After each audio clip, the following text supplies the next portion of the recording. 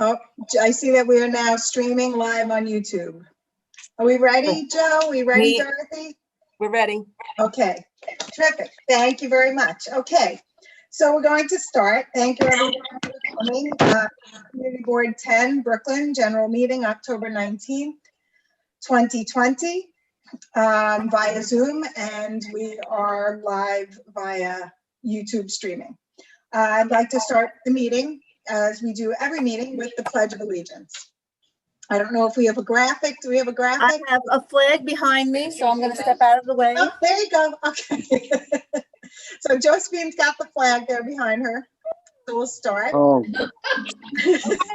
We're going here. I'm holding the flag. Can you see it? I pledge allegiance to the to the flag of flag the United States States of America. and to the And to the republic republic for which it which stands, stands one one nation, nation, under under God, God, indivisible, indivisible, liberty, liberty, and justice justice for for all. Thank you. Thank you. And now I would like to call for an adoption of the agenda. Joe, Okay, we got Joe Sokolowski. Who else do I, somebody throw up? I'll a second. hand? All right, Julie Thumb for a second. And now adoption of the minutes of the September 21st, 2020 board. oh, good. I call for an adoption of the minutes. Oh, come on. That's Judith Second. there. Okay, thank you, Judy. And a second. Second. Thank you, Anthony. Lori, You are, can you ask please everyone to mute? yourself, whoever is not speaking, kindly put yourself on mute so that we don't hear your background noise. And now I'd like to open up the public session. This is limited to a maximum of 10 minutes we're shooting for, so please bear that in mind, speakers. The first person I would like to acknowledge, do we have here with us Councilman Justin Brannan? Hey, guys. Hey, Justin. How's everybody doing? Thanks for having me. Couple of things going on. So first, early voting starts this Saturday, October 24th. I just posted some information on social media channels. For most of us in Bay Ridge, the early voting site is going to be Fort Hamilton High School. But there's all sorts of links and stuff that I can send out to folks, and maybe Josephine can send too, just so you can confirm your polling place. If you haven't already voted by mail, then you have the opportunity of voting early, and that starts on Saturday. But the polling place is likely going to be different from where your normal polling place is. Obviously wanted to mention the incident that happened on Thursday, where we had an unfortunate and horrific attempted sexual assault of a senior on 94th Street near Marine Avenue. The NYPD made a very swift arrest, and the suspect is now being held on $200,000 bail. Don't think he's getting out anytime soon.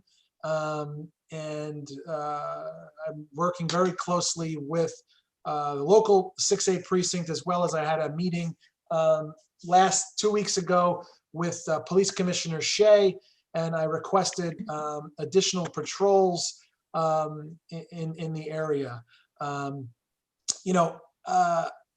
Bay Ridge and Dyker Heights are still by far two of the safest neighborhoods in the entire city of New York. But I understand that recent events certainly have folks concerned, and me included. And I also understand that regardless of what the statistics say, more of a police presence will certainly make people feel safer. So all of my partners in government are working on that. I will say that our local precincts have not lost a single cop to budget cuts. In fact, we actually have more officers now in the 6-8 precinct than we did just 2 years ago when I got into office. So I think we started in 2018, we had about 97 cops total, uniformed cops. Now we're up to 150 uniformed cops in the 6-8 precinct. So there's been no cuts made to headcount there. Our local cops and our detectives are still out there doing a great job and making swift arrests. We continue to work closely with the district attorney's office and with our partners in law enforcement here to make sure that everybody's safe. I mean, public safety is always going to be my number one priority. Everything else comes second to that. So I just wanted to pop by and say hello, make sure that you knew that we're on top of this and working closely with our local cops to keep everyone safe. And I will send out the information about the early voting, just so folks can have some time to plan when they want to get out there and vote. If they had any trouble with their absentee ballots and whatnot, my office is always happy to help too. So I don't want to take up too much more time. Thank you so much for having me, Chair, and I look forward to a good meeting tonight. Thank you. Thank you. Thank you very much, Councilman. And we have Assemblywoman Matilde Prentice with us. Hello, everyone. Hello. So happy to see all of you. Hi, welcome. Certainly. It's been a while. It's been a while. Sorry that I got to the tail end of what Justin was saying, but I just want to welcome everyone and say hello. I wonder if Jacob Goldfinger from my office is here. He is. Great, great. So if I forget anything, he will certainly add to whatever I've said, if that's okay. But first of all, I want to make sure that everyone knows. I heard the councilman mention the words early voting. That was on my list of things to mention tonight. Everyone here should know that you don't have to stand on a long line on November 3rd. Early voting starts on Saturday, October 24th until November 1st. If you're in Bay Ridge, there's only one location for you, and that's the Fort Hamilton High School. So be sure that you have that hung up on your refrigerator and spread the word. I wanted to thank everyone for working really hard with the census this year. My office was on the ground. We were working with the official census 2020. We didn't do too bad. Our numbers were a little bit better than last time around. I know some people might be disappointed and that they were probably hoping that we did close to 100%, but that just wasn't possible. It says here that New York City had a rate of 61.8. It's a little bit better than the national average. You know, it's better than what we did in 2010. So I wanted to congratulate everyone for working really hard. And we were on the ground making sure that people filled out their forms. Just to say a little bit about what's going on with COVID. I'm sure that you all know that we have to continue to take this seriously. Now, here in Southern Brooklyn, we have a number of Southern Brooklyn communities where the rate is actually rising and at an alarming rate, and we want to pay attention to that. Gravesend is one of the neighborhoods I represent. We have Sheepshead Bay, which is nearby, not in my district. They're also not doing very, very well. In Bay Ridge, we're okay. We're kind of in the yellow zone. But I do want to say, guys, every time I come out to Bay Ridge, I see people walking around without masks on. I don't know why that's the case, but we all have to be our brothers and sisters keepers. So we need to remind everyone to please be safe and keep their masks. We've been getting a lot of reports about people speeding, drag racing, which I see with my own eyes every time I'm out there. We want to remind people to drive safely, to slow down, and to stop drag racing in the community. It's something that we talk about all the time. I want to stop here and not continue in case if anyone has any questions for me, but everybody here tonight should know that we moved about 2 months ago. So if you haven't been to my office recently, we're now on 93rd Street, right off 3rd Avenue, literally across the street from the Prince Hotel. And we have a mask and hand sanitizer distribution this week. We're going to release the flyer tomorrow, but it's this Thursday at 3 o'clock in front of my Bay Ridge office. I'm just going to pull up the information for everybody. Let's see here. Oh, I lied. It's this Thursday from 4 to 5 in front of our Bay Ridge office, and we'll share the flyer on social media. We have thousands, and I mean it, thousands of masks to give away and hundreds of hand sanitizers for everyone. So I hope that you'll take advantage of that. Any questions?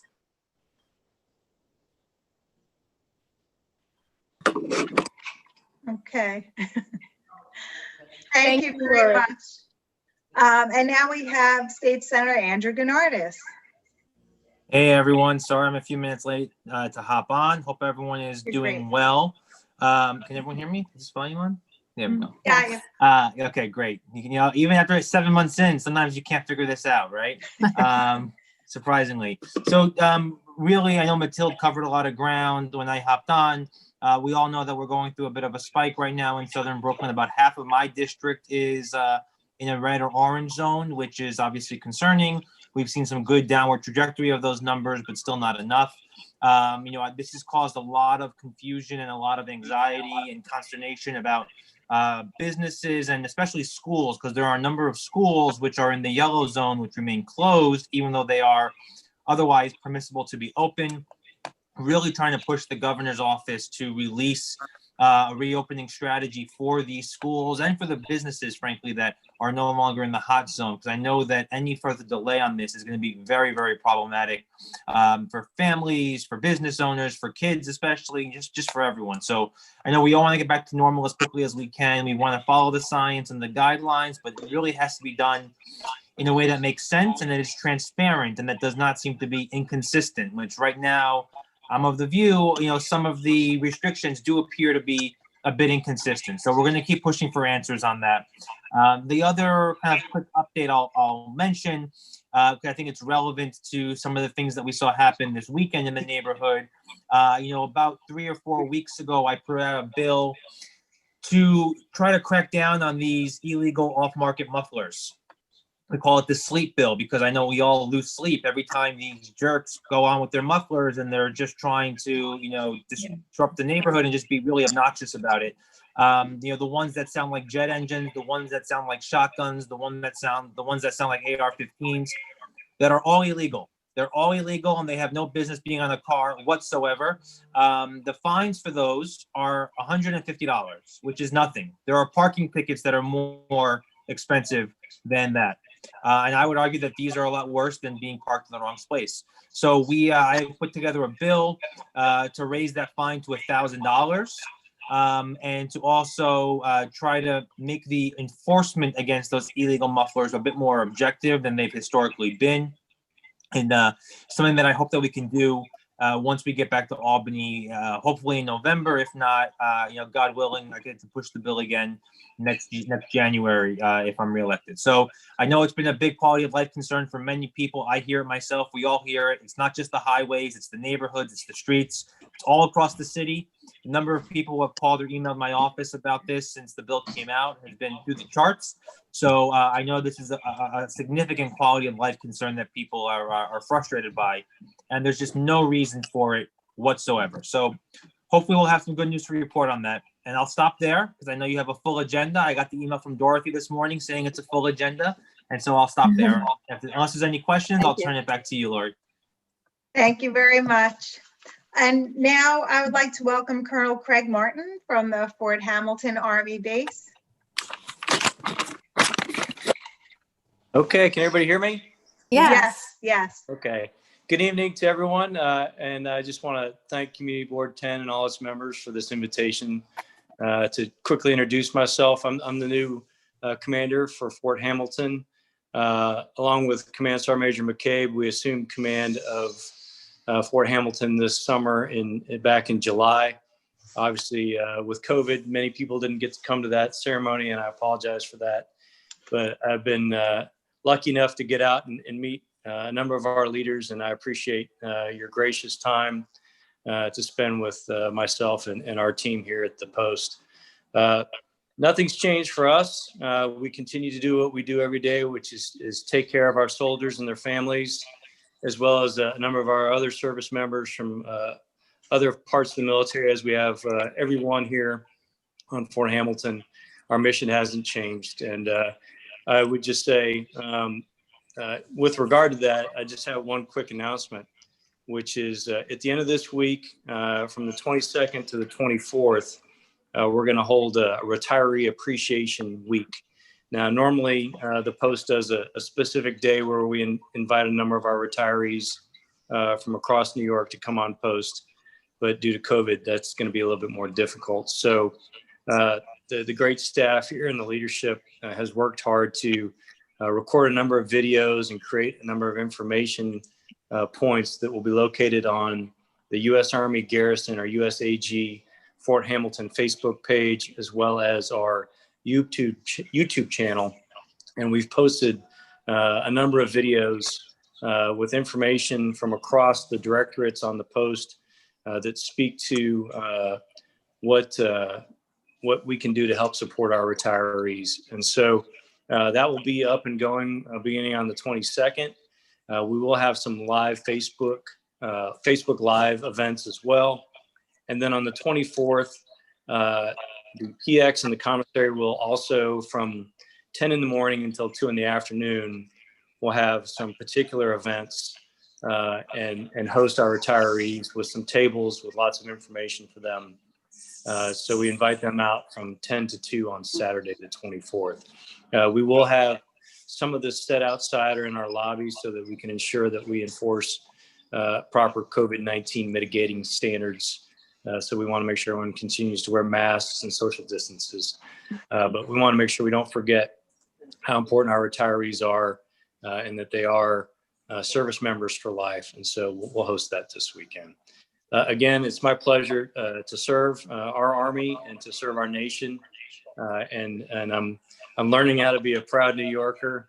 And we get out as much as we can. I know there's COVID going on, but this is a great city, and we're really, my family is really enjoying our time here. So thank you for inviting me to have a few words this evening with everyone, and I wish you all the best. Have a good night. Thank you. Thank you very much. And we thank you for your service. Lori, it's Dean. Yes. I want to ask Joe a question. Did we ever finish the updated version for the military coupon booklet? Yes, we did, and we handed it over to the Army Garrison about a month or so ago. Beautiful. And it looks great. Great, thank you. Thank you. Okay, and now I would like to acknowledge Kathy Sampietro from Assemblywoman Nicole Maliotakis' office. Kathy, would you like to say a few words? Yeah, very few, please. Can you hear me? Unfortunately, Are you hearing me? Did I unmute myself? No, I hear you. Okay, hi, how is everybody? The Assemblywoman sends her regards and her regrets for not being able to be part of the meeting tonight. I'd just like everybody to know that we did finally, after 6 months of having it open, our new office at 7716 3rd Avenue. I'm there Monday, Wednesdays, and Fridays from 9 to 5. It's very, very low. Yeah. I'm sorry, Kathy, if you can speak up a little more. Some of the members are saying that they can't really hear you very well. Is this better? Slightly. Okay, I'll try to speak a little louder. That's good, thank you. We were able to open our office at 7716 3rd Avenue. I'm there Monday, Wednesday, and Fridays from 9 to 5. The number, I can put it in the chat so people don't have to write it down now. Please come by. We have masks, we have sanitary items to help you with. And I just want to tell everybody, be safe. And I look forward to hearing the rest of the meeting. And thank you. Thank you very much. And now we have with us Nancy Lulu from the Brooklyn District Attorney's Office. Good evening, everyone. Hope everyone's doing well. My name is Nancy Lulu. I'm from the Brooklyn DA's office. I bring with me this evening greetings on behalf of District Attorney Eric Gonzalez to each and every one of you. Just a couple of announcements. We've had numerous and we continue to have food and PPE distributions. Last week, October 15th, we had a distribution in Crown Heights at St. Mark's Day School, where we provided groceries and other resources to individuals in need. Also, this upcoming, on Wednesday, October 27th, DA Eric Gonzalez will be hosting a food distribution event with Coney Island Gospel Assembly at Surfside Garden Community Center at 2947 West 28th Street. The distribution will start at 4 at a first come, first serve while supply lasts. Face coverings and social distancing will be required. On Friday, October 9th, DA Gonzalez, the District Attorney's Office celebrated Hispanic Heritage Month. This year's theme was Community Champion, where we virtually showcased the contributions of members of the Hispanic community by honoring them for their community service. We had 3 honorees: Dr. Francis Lucerna, co-founder and executive director of El Puente; Sister Ana Martinez de Luca, founder and executive director of Sure We Can; and Officer Edgar Santano from PSA 1. If you haven't seen the virtual event, you could view it on our social media platforms. Also, since October is National Domestic Violence Awareness Month, and there has been an uptick in domestic violence cases during those difficult times. If you know anybody who might be vulnerable during those crises, I encourage you to check in with them and let them know that help remains available. At the Brooklyn DA's office, we offer a wide array of supportive services for those experiencing violence in their homes. I wanted to give out the Domestic Violence Bureau's phone number at the DA's office. It is 718-250-3300. And finally, if an individual would like to address a matter or to fill out a complaint, please feel free to reach out to the Brooklyn DA's Action Center at 718-250-2340. And I could be reached at lulun@brooklynda.org. Thank you so much to Community Board 10 for having me this evening. I also want to thank everyone for their leadership and partnership, and be well and be safe. Thank you. Thank you.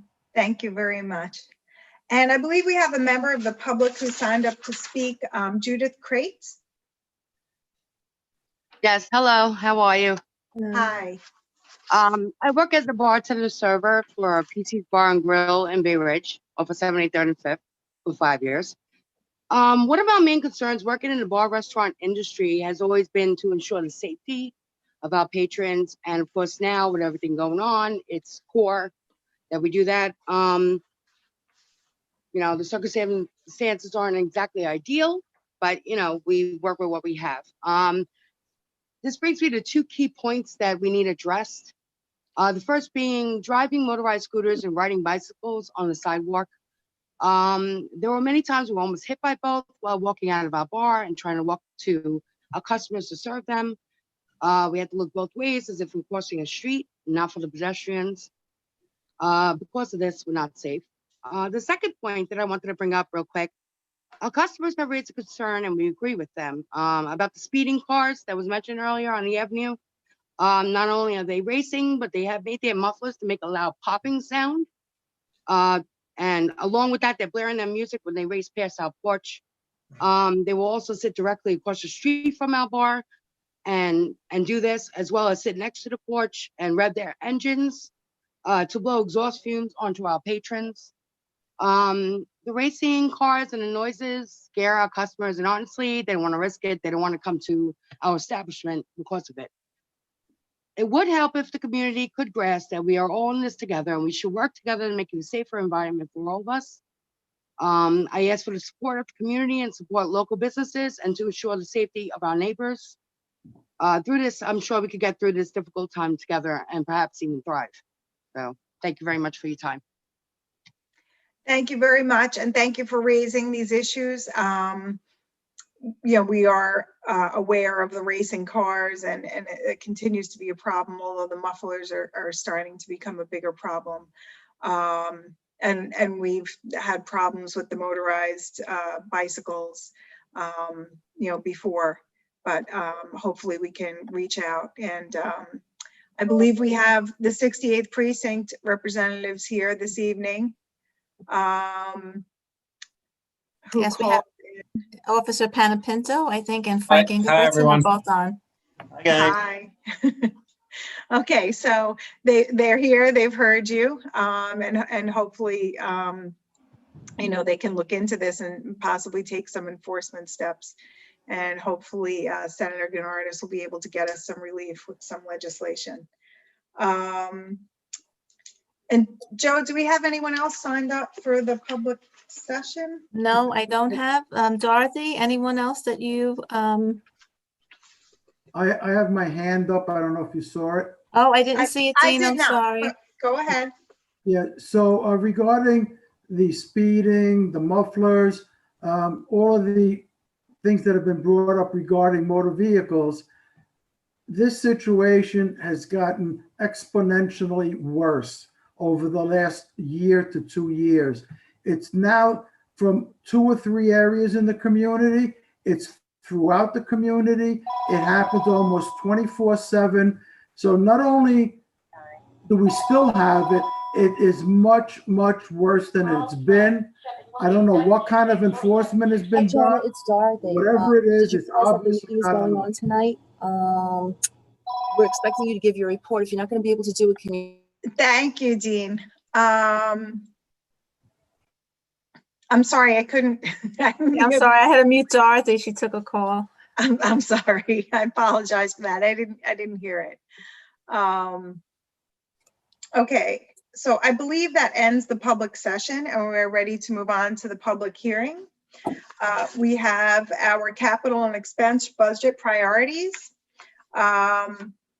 And the executive committee met and we went over it. So in the matter of prioritizing the capital and expense budget priorities for fiscal year 2022, in October, community boards have the opportunity to submit capital and expense priorities for their respective community districts. Every year, we review and submit a list of budget priorities to the Mayor's Office of Management and Budget, and OMB looks it over and sends requests to the respective agencies.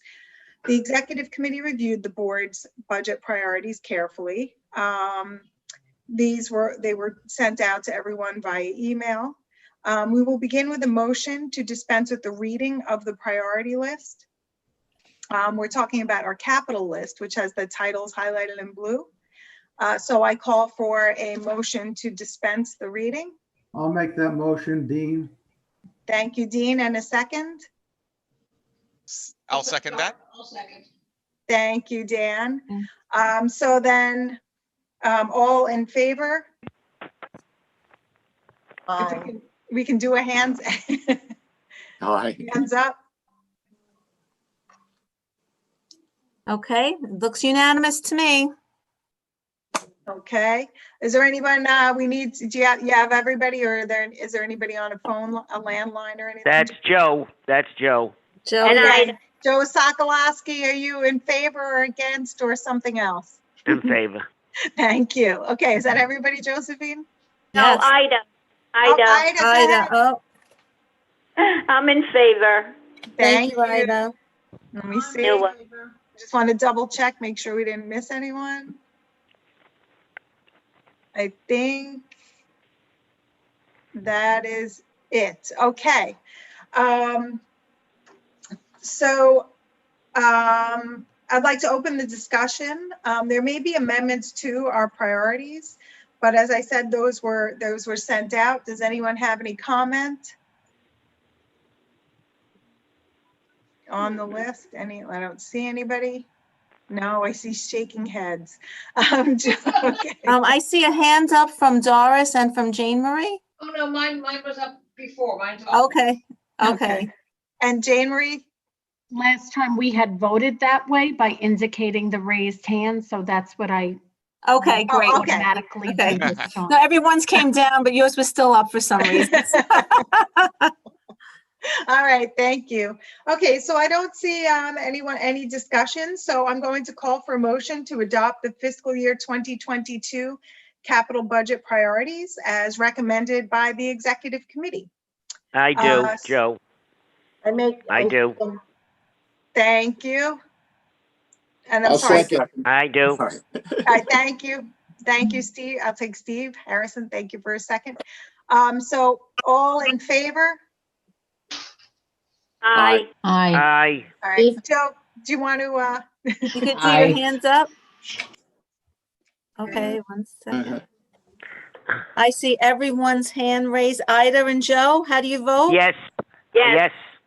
Great. Okay. Do you have Barbara Jermack there? I don't see her.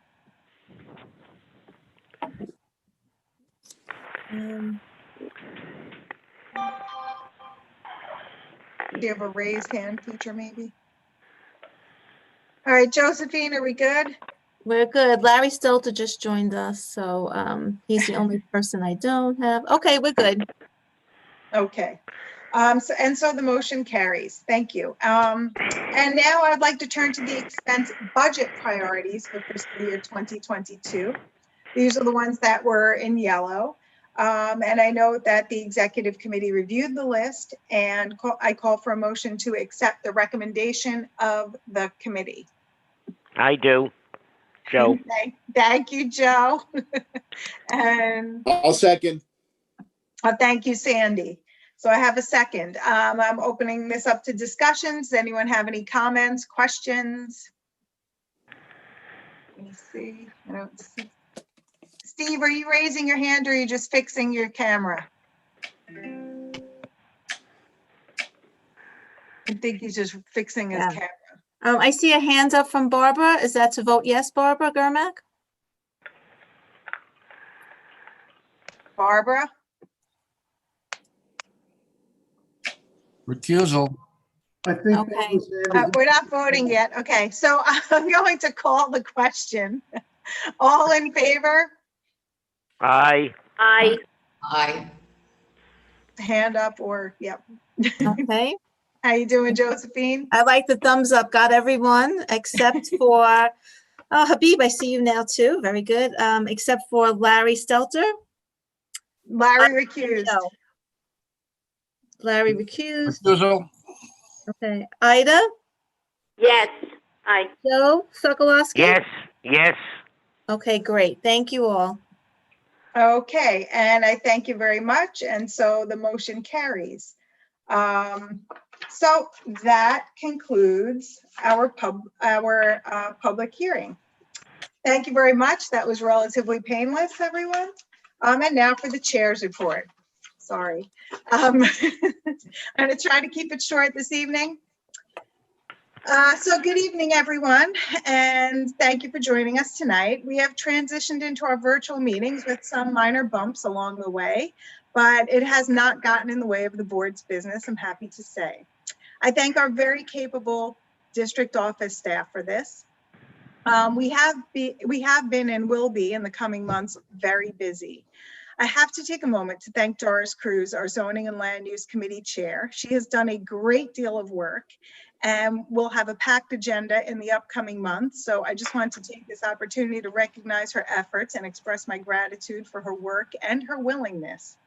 I'd also like to say thank you to our executive committee for its work on the capital and budget priorities that we voted on.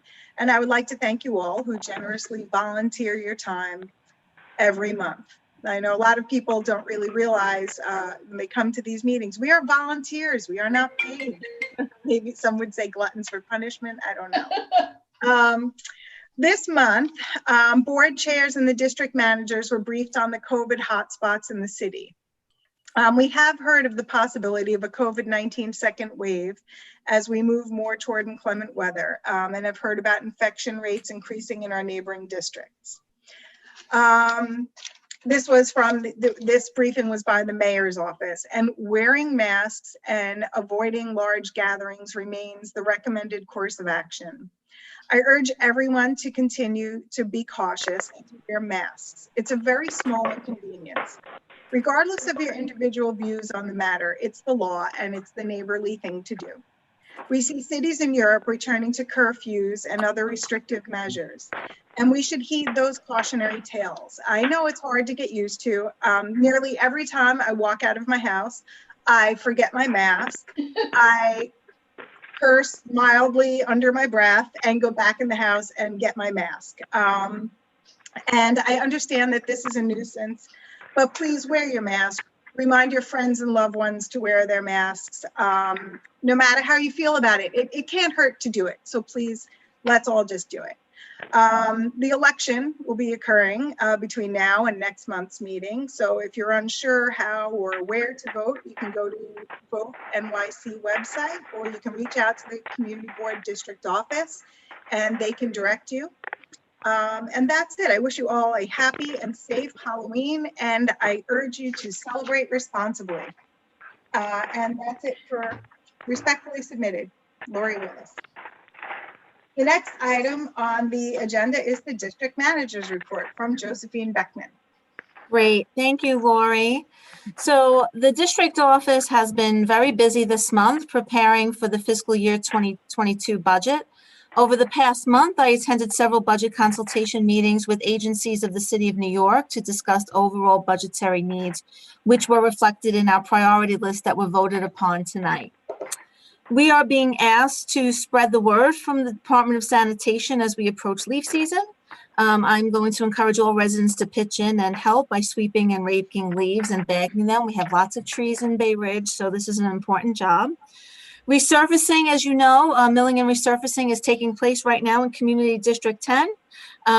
This week on the schedule is 3rd Avenue, which is happening at nighttime from 90th Street to Shore Road, 10th Avenue from 7th Street to 86th Street, 86th from 4th to Fort Hamilton, 77th from 12th to 14th, and 11th Avenue from Ovington to Bay Ridge Parkway.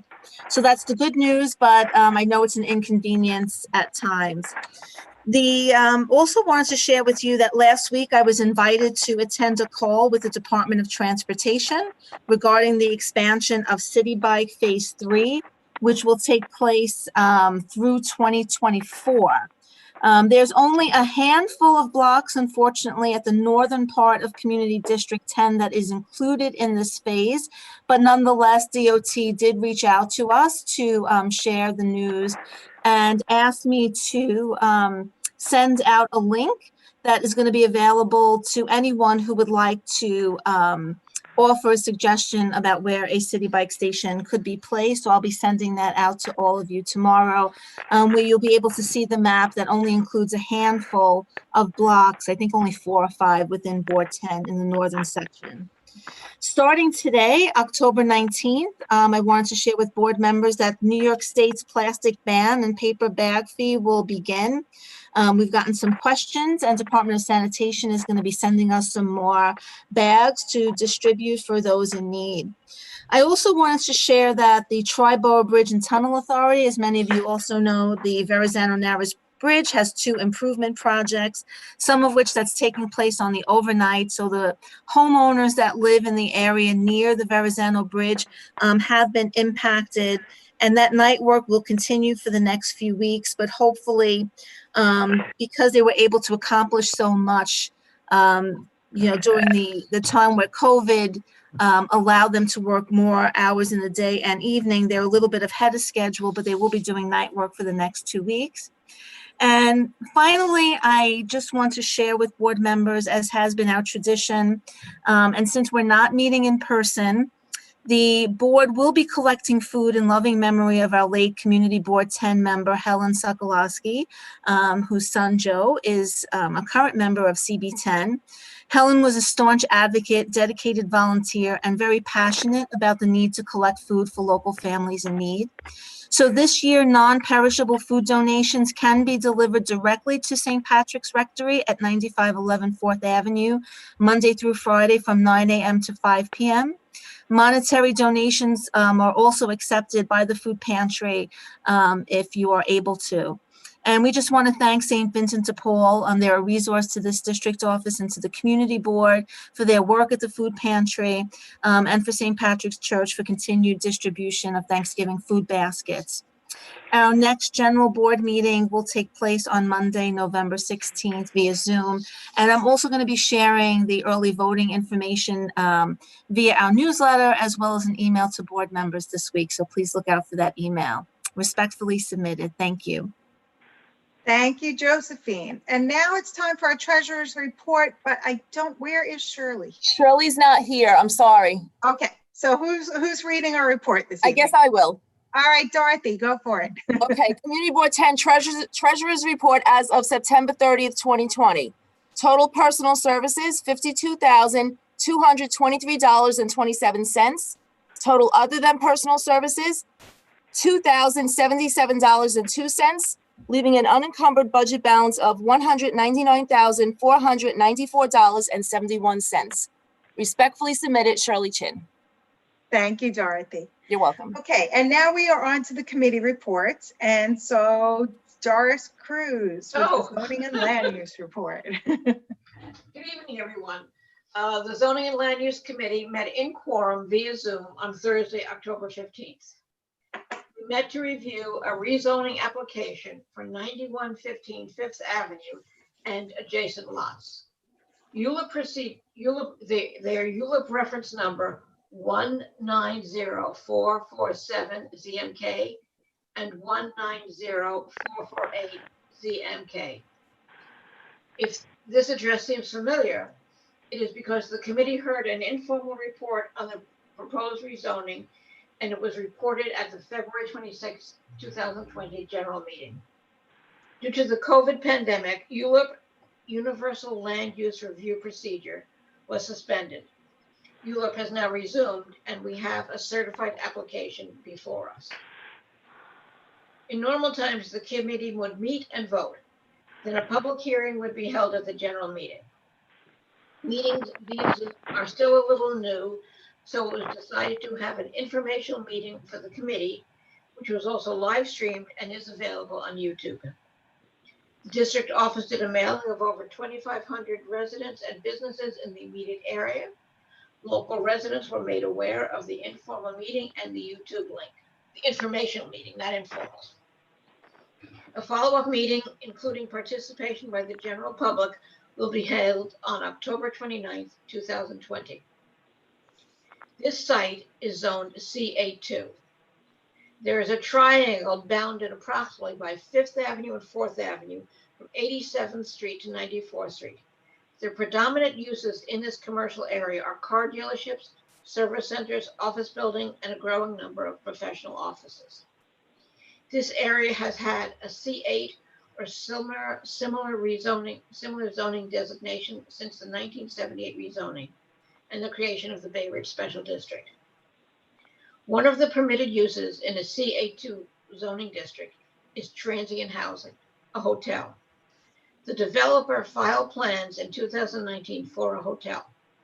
There was strong opposition to a hotel, especially across the street from a school, and because too many hotels in Brooklyn have been converted to homeless shelters. Councilmember Brannan met with the developer, and as a result of those discussions, the developer agreed to a residential development with a commercial overlay. He is requesting that the location be rezoned from CA2 to R7A. An R7 designation allows for a 7-story building. In 2016, the mandatory inclusionary housing program was enacted. This program requires that any rezoning include affordable housing. This is a zoning bonus. This bonus results in between 25 and 30% affordable housing, and to accommodate the affordable housing, additional stories, additional height is allowed. Therefore, this rezoning will result in a 9-story building with approximately 50 units, a mix of studios, 1-bedroom, and 2-bedroom units. At the February meeting, the committee felt that they were between a rock and a hard place. The committee did not feel that a hotel was appropriate or needed, but they did not like the extra height. In reviewing the plans this month, it was noted that there are setbacks and affordable housing is important. The developer is asking for several lots to be rezoned. The reason for this is that rezoning for one lot is considered spot zoning and is not allowed. The developer advised owners of nearby lots of the rezoning, but has not been in personal contact with them. So that's the background. Council member addressed the committee and gave them some background, much of which I've already said. But he also noted that he had discussions with the developer about sale to the school construction authority. However, the school construction authority said the site was too small. The Richard LaBelle, the attorney for the developer, noted that this area is geared toward intensive large commercial development and could result in a robust commercial building. He noted that other building lots included in the rezoning application are non-conforming residential or mixed commercial residential uses. They were built and are used as they were before any rezoning was done in 1978 and later. He also advised that he told us that the building will have 54 units, 41 will be market rate and 13 will be affordable. There will be a setback at the 7th story. He noted that other buildings in the area, especially on 4th Avenue side, are 60 feet or more at 6 stories. The first floor will be commercial, possibly local retail stores. There will also be a 1-story addition for commercial use at the rear of the building, extending to 92nd Street. I'm sorry, but it's a very weird shaped lot. The committee asked how many parking spaces were included in the proposal. Mrs. LaBelle said none. 14 spaces would be required. However, if a development calls for fewer than 15 parking spaces, the parking requirement may be waived, and they have waived the requirement. The development will be retail, not condos or co-ops at them. A member asked about the other 9 lots. Mr. LaBelle said other lots were included at the request of the City Department of City Planning, and the EIS includes all lots. It should be noted that although there are 9 other lots, it can be the committee or the community board and the council can ask that some lots be removed. Questions were asked about the design and retail use. The commercial overlay of C4 is considered retail, Mr. LaBelle advised. Questions were asked about design and hoped that the building would be contextual with nearby buildings, and he said the design would be part of future discussions. There will be 2 elevators. The committee asked about notification to other owners. We were advised that the applicant is required to give notice to properties within 200 feet of the property. District Manager Beckman advised that the district office has heard from some owners as a result of the district's mailing, and some owners will be offering comments at the October 29th meeting. It was asked if there will be any recreational space, either inside or outside, and the applicant said they would review the plans. The borough president will be holding a hearing on November 10th. Community Board 10 will not vote on this issue until the November general meeting, November 16, 2020. The meeting was adjourned. And I would just like to add, this is informational because we will be having a meeting with the public on October 29th. And I ask all of you, if you have any questions, please submit them to the district office and we will review them, and please join the October 29th meeting. Thank you. Respectfully submitted. Okay, thank you, Doris. I know that the board has had some familiarity with this. And so that because of the Zoom platform, we broke it up, committee meeting, and then we will have the public. Thank you very much. And now we are moving on to Youth Services, Education, and Libraries. Thank you. Thank you. Thank you, with Anthony Marino. Thank you. This also was an informational meeting. The Youth Services, Education, and Library Committee met on October 6th at 2020 at 7 p.m. The meeting took place via Zoom and was broadcast live on YouTube. We met in quorum. This was an informational meeting and no votes were held. It was our first meeting of the year, and it was nice to greet new committee members, among them Marissa Perez and Robert Oliva. So welcome, guys. The goal of the meeting was to go over recommendations to the Office of Management and Budget to expense priorities for capital and other improvements needed in our district. For this meeting, a representative for the Brooklyn Public Library was brought in to give updates to the libraries. Due to the COVID situations going on in the schools right now, a representative from the DOE was not available. We were extremely lucky to have Nalia Rosario from Community Affairs and Government Department of the Brooklyn Public Library to give us the updates that we need. She is our local liaison for the libraries.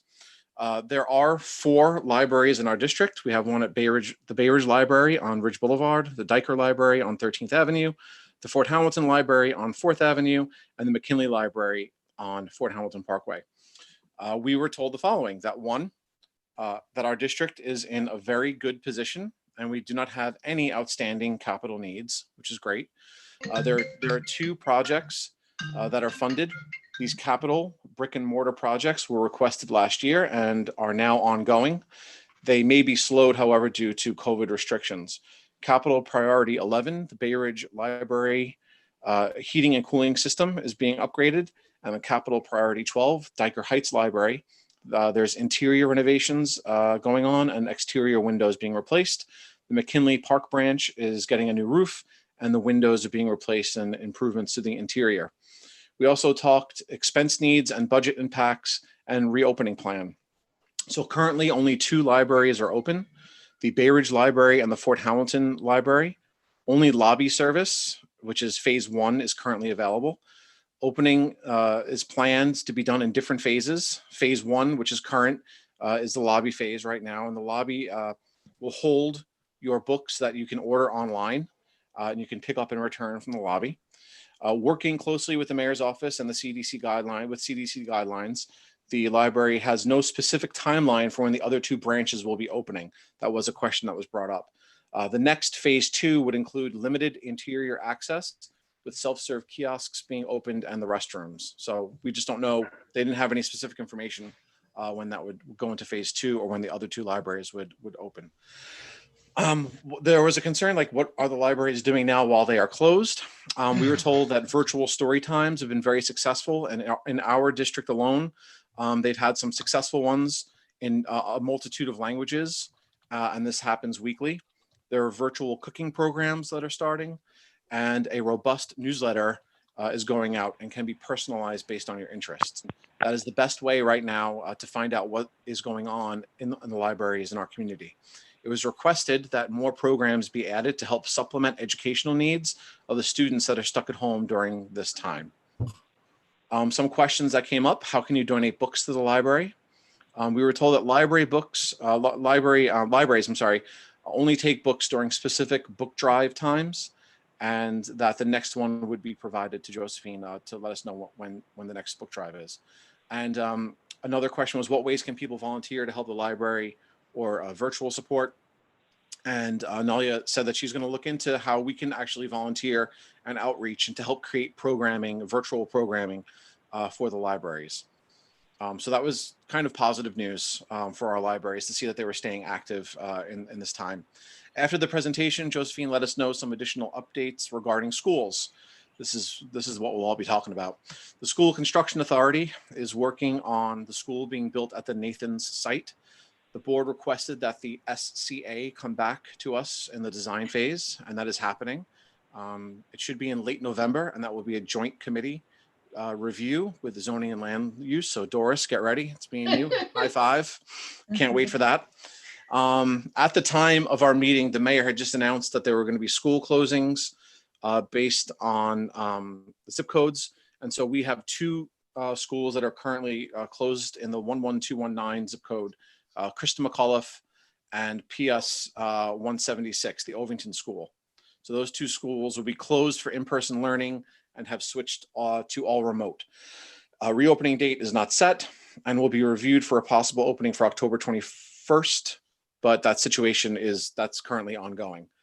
The committee ended with a conversation about school closures and how everyone is dealing with it. We made note of the hard work and appreciation we have for the workers in the schools, the teachers, administrators, and of course, students and parents. We hope for a quick and safe end to all of the closures.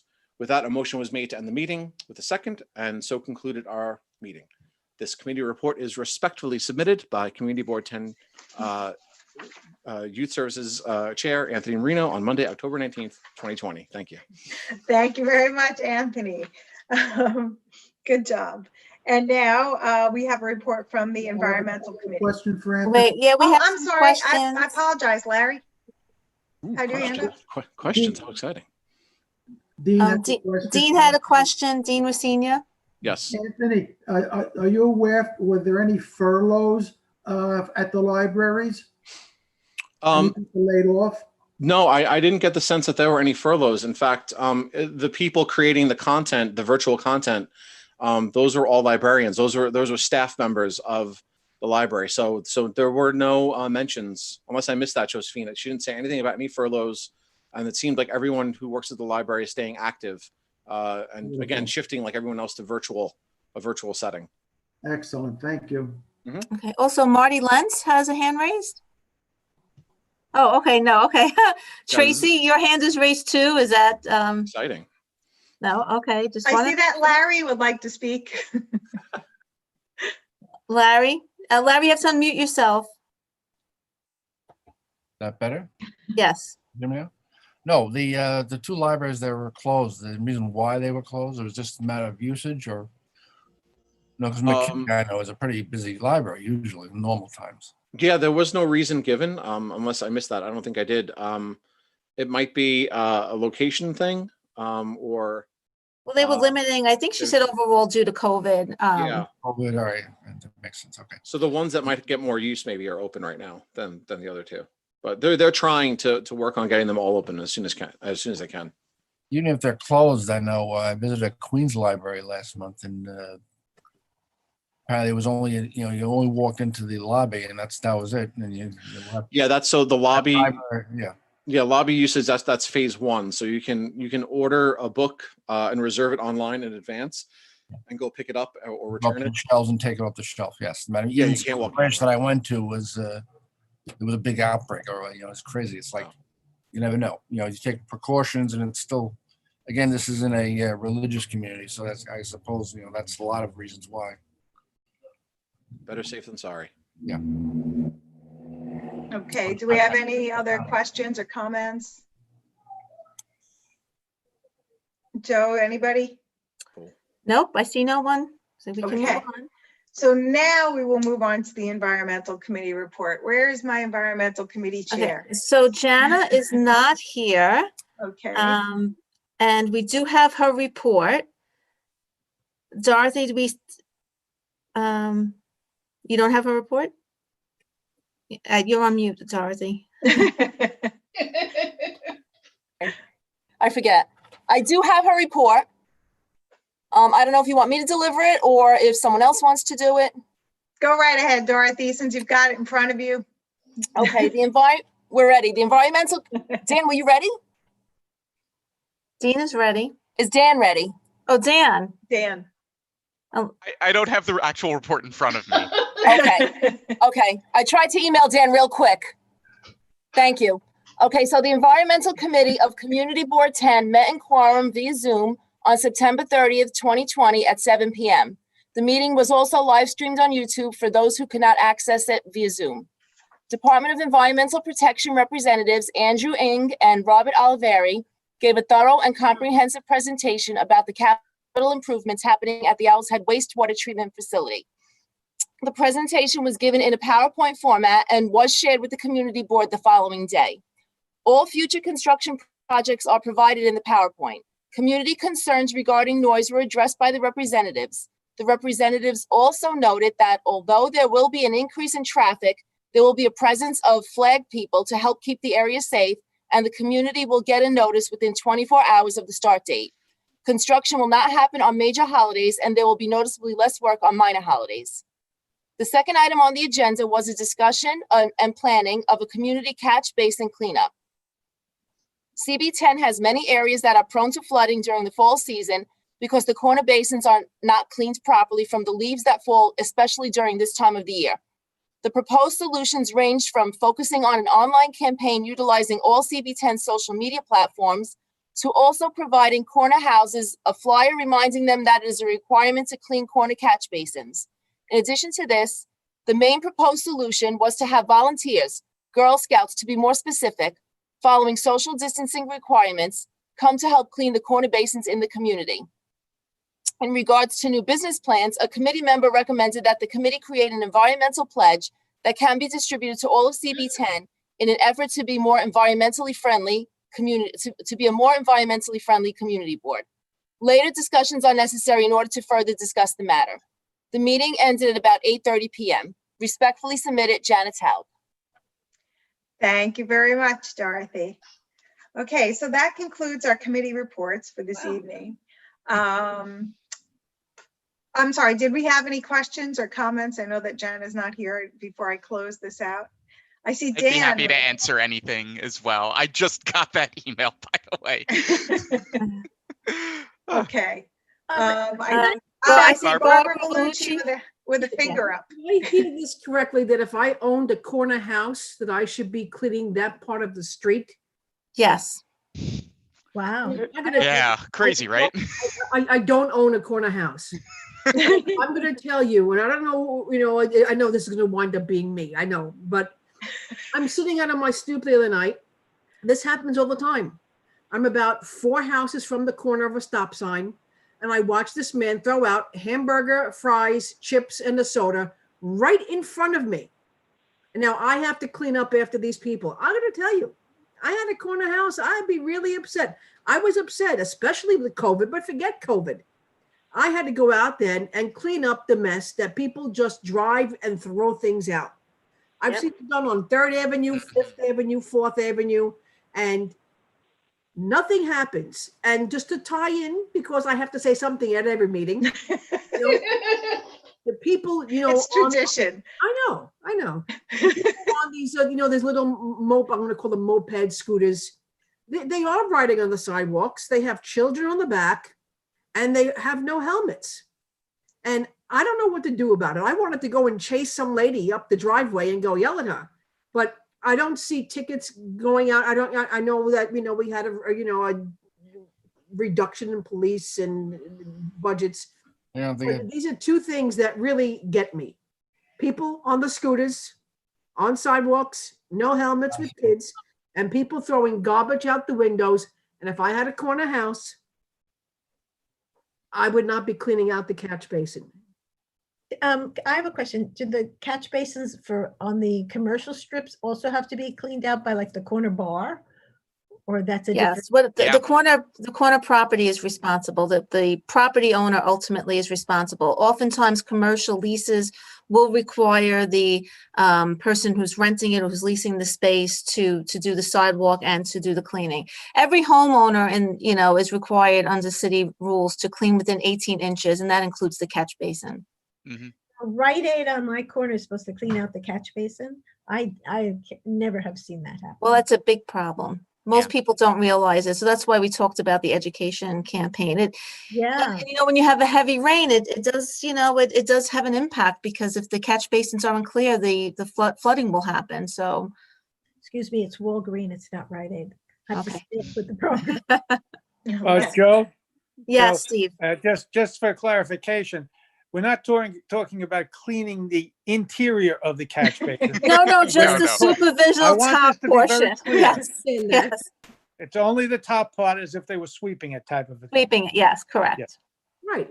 Go ahead, Diane. So isn't it true that any homeowner has to clear the curb, into the street? It's part of our responsibility as homeowners to make sure that part of the street is clean anyway. Forget about the trucks that come by and just kind of swirl it around anywhere. But it's my understanding that that's our responsibility anyway. So if you're lucky enough to have a corner property, I guess you just get an added responsibility. No, you're right, Diane. It's already a responsibility, but we try to highlight it, especially during leaf season, because it's very problematic here in Board 10. We have a lot of trees, and it's amazing. You can sweep one day and next day they're right back, especially during the months of, late October in through November. And we have some calorie pear trees that don't shed until December. So it's it has an impact on the corner catch basins, especially those with the larger trees. And watch out for the flying acorns, And the flying acorns this time of year. Yes, Judy, we get that question all the time this time of year, especially on the larger blocks here, 81st and 82nd Street. Acorn season, yes. Yes. Okay. So I think it's questionable. Sandy? Sandy, we're not there yet. Are you asking a question, or are you waving goodbye? I know what you're thinking about. Okay, wait a minute, but I have to ask. All right, do we have any older unfinished business? I want to say something. Ann Faluto had her hand. Go ahead, Ann. I've had my hand up. I think it's questionable to have the Girl Scouts clean the catch basins. So what we've done in the past, we have a board member who's not here tonight, Shirley Chin, who has a lovely, she's a Girl Scout leader of some troops. And she's done some composting in the past on trees, and they're very interested in doing environmental projects. And Yeah, this was one that was recommended in a way that could be independent with one, as a badge requirement we spoke about, where you can have one child go to the corner and sweep. We've done composting and things like this in the past. She hasn't met yet with her Girl Scout troop. It was an idea that they had actually and presented to us at a prior board meeting before COVID. So that's why it was discussed. And I don't think it may not be in time for this year, but Right. yeah, it's something that we have actually that the girls wanted, the troop wanted to do in the past. Okay, Sandy. I just want to make a comment in what Josephine said, where Bay Ridge or our community board district already has too many trees, and this is a problem. Parks Department, we know, is a big problem because they're underfunded and they don't have the funding to take care of all the trees. But I've got an answer for the city of New York: plant more trees. That's what they should be doing. Plant more trees. That's the answer. There's no such thing as too many trees. That's right. Okay. Then take care of them. All right. And now, okay, so I'm sorry. So did we get to old and unfinished business? I'm not sure where we are anymore, but old or unfinished business, anyone? Okay. Do we have any new business? Larry, I got Larry. Did you have a hand up? Last time I asked about the drag racing on 4th Avenue and Bay Ridge Parkway. Yes, you did, Larry. It's continuing too, even during the day. It's not even just at night, Okay. I do want to share with members of the board that we did hear back from Captain Tolson, who says they are doing enforcement, but Larry, I will give him that location again. Okay, and Dean, I saw your hand up. Middle of the day too. Yes. This should probably go to the committee, but I'd like to request that at the next board meeting, that the captain of the 68th precinct report statistics as to moving violations, riding on sidewalks, no helmets, because this problem has blown up, as I said before, from 3 or 4 bad areas. It's the whole entire Bay Ridge. So I'd like to get some numbers and see what they're doing. Right. We will definitely request that.